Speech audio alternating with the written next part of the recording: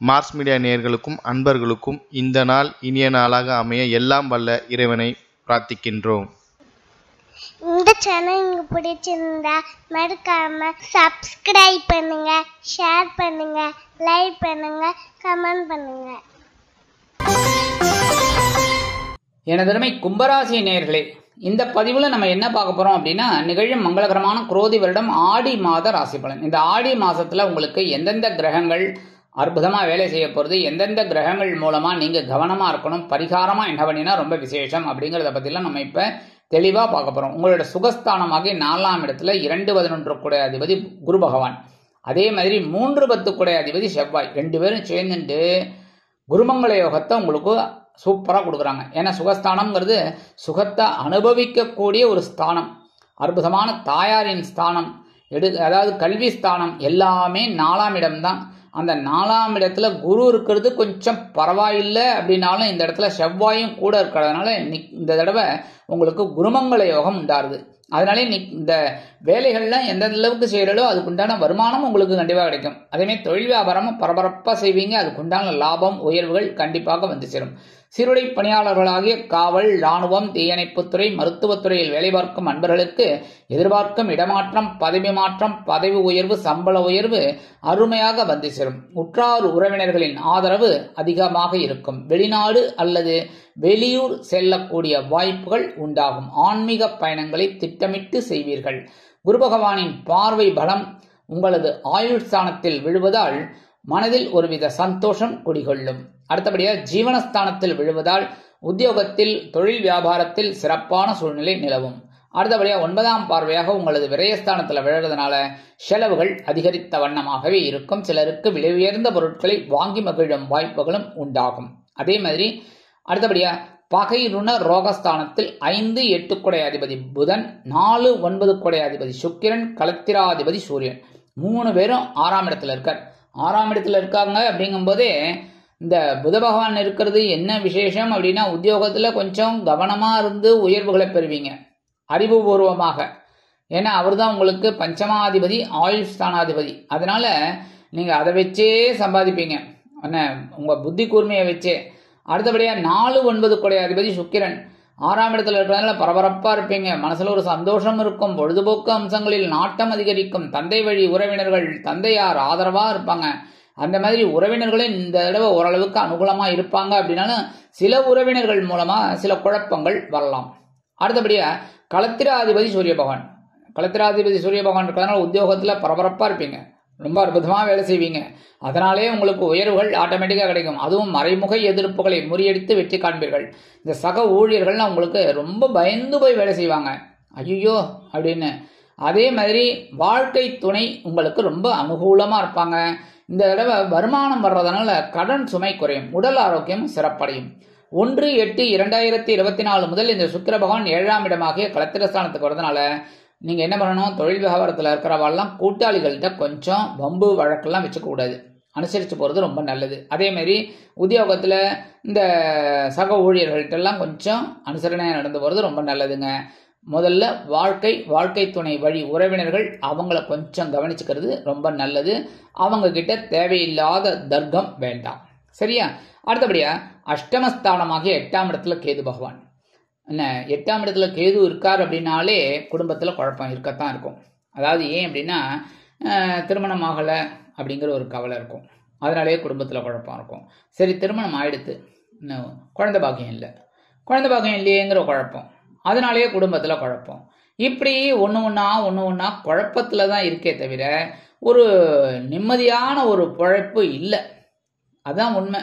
ஆனாலும் ஆன்மீக விஷயங்கள்ல உங்களுக்கு நாட்டம் போகிறதுனால ஓரளவுக்கு எல்லா குழப்பத்தையும் சமாளிப்பீங்க, சவாலே சமாளி. உடல் ஆரோக்கியமும் பரவாயில்லைங்கிற மாதிரி இருக்கும். சில நேரங்கள்ல பாத்தீங்கன்னா ஏதோ ஒன்று படுத்து எடுக்கிற மாதிரி ஒரு சிச்சுவேஷன், அதெல்லாம் நீங்க கவனிக்கணும். உடம்ப கவனிச்சுக்கிறது ரொம்ப நல்லது. அதே மாதிரி குடும்பத்துல தேவையில்லாத பிரச்சனைகள்ல தலையிடக்கூடாது, அனாவசியமான பிரச்சனைகள்லாம், இதெல்லாம் ரொம்ப விசேஷம். ஏன்னா கேது பகவான் சில ஞானங்களை கொடுப்பார், அதனாலே பேசாம இருக்கணும். ஏன்னா கேது கெடுத்து கொடுப்பார், உங்க மனசை கெடுத்து அதை கொடுப்பார். அதனால நீங்க அந்த மாதிரிலாம் இருக்கக்கூடாது, கவனமா இருக்கணும். அடுத்தபடியா தனவாக்கு குடும்பஸ்தானத்துல ராகு பகவான் 2ஆம் இடம் அப்படின்னாலே என்ன பிரச்சனை, தனம், வாக்கு, குடும்பம். குடும்பத்தில் குழப்பம் இருக்கும். குடும்பம்னா என்ன? குடும்ப உறுப்பினர்கள், அண்ணன் தம்பி, அதே சமயம் சகோதர சகோதரிகள், அடுத்தபடியாக இந்த வாழ்க்கை துணை வழி உறவினர்கள், இவங்க கிட்ட எல்லாம் கொஞ்சம் பிரச்சனை இல்லாமல் வச்சுக்கிறது ரொம்ப நல்லது.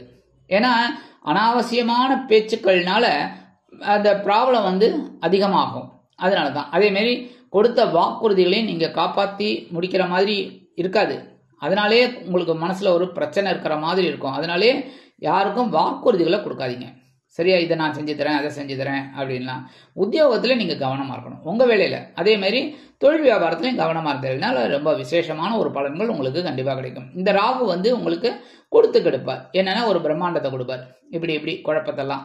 அப்போ நீங்கள் அதெல்லாம் பெருசாக எடுத்துட்டீங்க அப்படின்னா கண்டிப்பாக பிரச்சனை தான். அதனால அதெல்லாம் மீட் அவுட் பண்ணி சமாளித்து அப்படியே கொண்டு வைக்கணும், எந்த பிரச்சனையும் இல்லாமல். அது ரொம்ப விசேஷமான பலன்களை உங்களுக்கு கண்டிப்பாக கொடுக்கும். அடுத்தபடியாக ஜென்மஸ்தானத்தில் சனீஸ்வர பகவான் வக்ரகதியில் இருக்கார். அதாவது உங்களுக்கு ராசிநாதனே அவர் தான். அந்த ராசிநாதனே உங்கள் ராசியிலேயே வக்ரகதியில் இருக்கார். பரவாயில்லை, ஓரளவுக்கு மனசில் இருக்கிற கவலைகள்லாம் கொஞ்சம் கொஞ்சமாக குறையும். பரவாயில்லைங்கிற மாதிரி இருக்கும். இன்னும் அதாவது ஏதோ ஒரு இதுக்கு ஏதோ ஒன்று பரவாயில்லை அப்படிங்கிற மாதிரி இருக்கும். அதெல்லாம் நீங்கள் அனுசரித்து எல்லா விஷயத்துலையும் அனுசரித்து போகணும். முக்கியமாக உடல் ஆரோக்கியத்தில் கொஞ்சம் கவனம் எடுத்துக்கோங்க.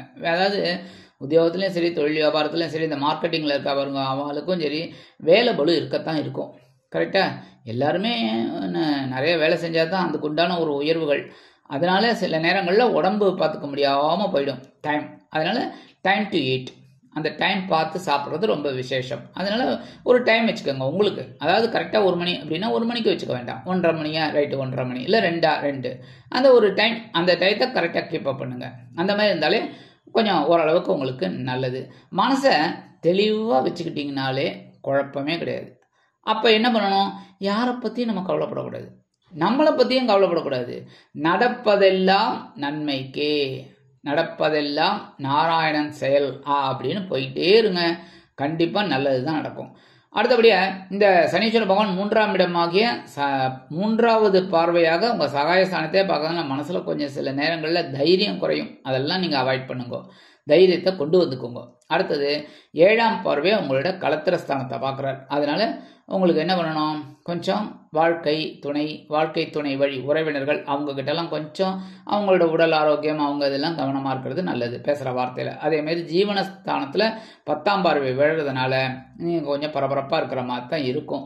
கவனமாக இருந்தாலே போகிறோம். ஆனால் அந்த ஜீவனஸ்தானத்தில் குருவோட பார்வையும் விழுறதுனால 50-50 சமாளித்து உத்தியோகத்துலேயும் சரி, தொழில் வியாபாரத்துலையும் சரி சமாளித்து அப்படியே ஒரு அடிக்கல் நாட்டுவீங்க. ஒன்றும் பெரிய பிரச்சனைகள் இருக்காது. இந்த பரிகாரமாக என்ன பண்ணணும் அப்படின்னா, கண்டிப்பாக நீங்கள் புற்றுக்கோயில் போயிட்டு வரணும். அடுத்தபடியாக விநாயகர், துர்கை வழிபாடு பண்ணுறது கொஞ்சம் ரொம்ப நல்லது. புத்துக்கோயில் போயிட்டு வர்றது உங்களுக்கு மனசில் இருக்கிற கவலைகள் கண்டிப்பாக குறைவதற்கு வாய்ப்புகள் சேரும். அடுத்தபடியாக செவ்வாய்க்கிழமை, வெள்ளிக்கிழமை, ஞாயிற்றுக்கிழமை கண்டிப்பாக போகணும். ஏன்னா இது ஆடி மாதம், ரொம்ப அற்புதமான அம்மன் மாதம். அதனால நீங்கள் போயிட்டு வர்றது ரொம்ப விசேஷம். 3 நாளும் போங்க, ஒன்றும் பிரச்சனை இல்லை. இல்லையா, ஒரு நாள் கண்டிப்பாக போயிட்டு வாங்க. சரியா? அடுத்தபடியாக இந்த விநாயகர் பெருமான் வழிபாடு, துர்கை வழிபாடு, அதேமாரி நவ கிரகங்களில் உள்ள சனீஸ்வர பகவானிற்கு எல் தீபம் சனிக்கிழமைகளில் ஏற்றி வாருங்கள். இதெல்லாம் பண்ண உங்களுக்கு இந்த ஆடி மாதத்தில் வரக்கூடிய சங்கடங்கள்லாம் கொஞ்சம் கொஞ்சமாக குறையும். சரி, இந்த அவிட்டம் நட்சத்திரத்தில் பிறந்த அன்பர்கள் வீரபத்ரரை வழிபாடு பண்ணுங்க. சதயம் நட்சத்திரத்தில் பிறந்த அன்பர்கள் வாராகிய வழிபாடு பண்ணுங்க. பூரட்டாதி நட்சத்திரத்தில் பிறந்த அன்பர்கள் குபேரனை வழிபாடு பண்ணுங்க. மறுபடியும் சொல்கிறேன், மறந்துடாதீங்க. இந்த கும்பராசியைச் சேர்ந்த அவிட்டம் நட்சத்திரத்தில் பிறந்த அன்பர்கள் வீரபத்ரரை வழிபாடு பண்ணுங்க. அதேமாரி கும்பராசியைச் சேர்ந்த சதயம் நட்சத்திரத்தில் பிறந்த அன்பர்கள் வாராகியம்மனை வழிபாடு பண்ணுங்க.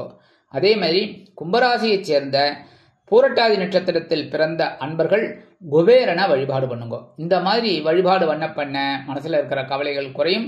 இந்த குரோதி வருடம் ஆடி மாதம் உங்களுக்கு அற்புதமான ஏற்றம் தரும், மாற்றம் தரும், இனிமைகளை அள்ளித்தரும் மாதமாக அமையும் என்று கூறி விடைபெறுகிறேன். நன்றி, வணக்கம். மீண்டும் ஒரு அருமையான பதிவில் நான் உங்களை மனமகிழ்ச்சியோடு சந்திக்கிறேன். வாழ்த்துக்கள். வாழ்க வளமுடன். இந்த சேனல் உங்களுக்கு பிடிச்சிருந்தா மறக்காம சப்ஸ்கிரைப் பண்ணுங்க, லைக் பண்ணுங்க, ஷேர் பண்ணுங்க.